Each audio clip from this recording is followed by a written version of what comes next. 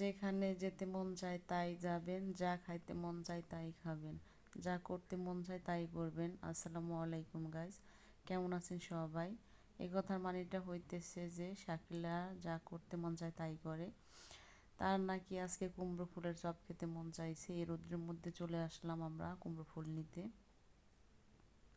কুমড়ো ফুলের চপ কিন্তু অনেক মজাই লাগে। আমি এর আগেও একবার একটা ভিডিও আপলোড করছিলাম।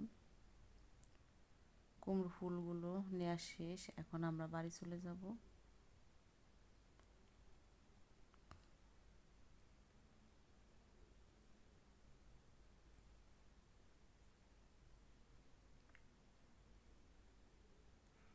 এই তো আমরা বাড়ির কাছে চলে আসলাম।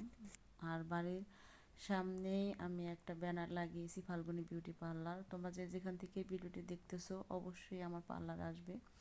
আমার পার্লারটি রাজার থানা শাখারপাড়া গ্রাম মাদ্রাসা মোড়। এই তো ফুল নিয়ে চলে আসলাম, ভাবলাম একটা হয়ে গেল আরেকটা। এখন ভাবছি বানাবো চপ, কিন্তু কোনো এক কারণে বানানো হলো না। তারপরে দেখলাম যে ফ্রিজে রেখে দিয়েছিলাম, ফ্রিজ থেকে বের করার পরে দেখলাম ফুলগুলো একদম শুকিয়ে গেছে। কি আর করার, এগুলো দিয়ে এখন আমি চপ বানাবো। এটা সুন্দর করে ধুয়ে নিব। বেসনের সাথে হলুদের গুঁড়া, মরিচের গুঁড়া, জিরা, ধনিয়ার গুঁড়া, ডিম, হলুদ, লবণ মাখিয়ে আমি এখন চপটা ভেজে নিব। একসাথে মাখিয়ে নিয়েছি, এর মধ্যে এখন চুবিয়ে চুবিয়ে আমি চপটা বানিয়ে নিব।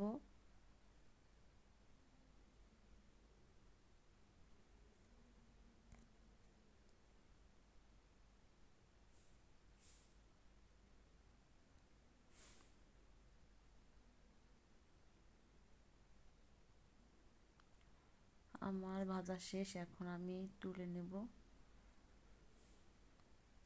যে কোনো তেলের জিনিস ভাজার পরে টিস্যুর মধ্যে উঠালে কিন্তু আর তেল থাকে না। এটা বাবুর খুবই পছন্দ। ভাজা যে শেষ হলো আর বাবু সবগুলো একসাথে নিয়ে যাইতেছে। ফ্রিজ থেকে আবার সসও নিয়ে এলো, সে সস দিয়ে সব চপই পছন্দ করে। যে কোনো চপ হলেই সে সস দিয়ে পছন্দ করে।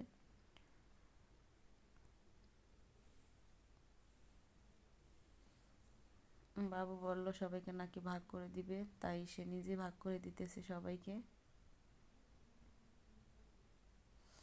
আমার দুই ছেলে এই তো খাওয়া শুরু করলো, সবাই মাশাআল্লাহ বলবে।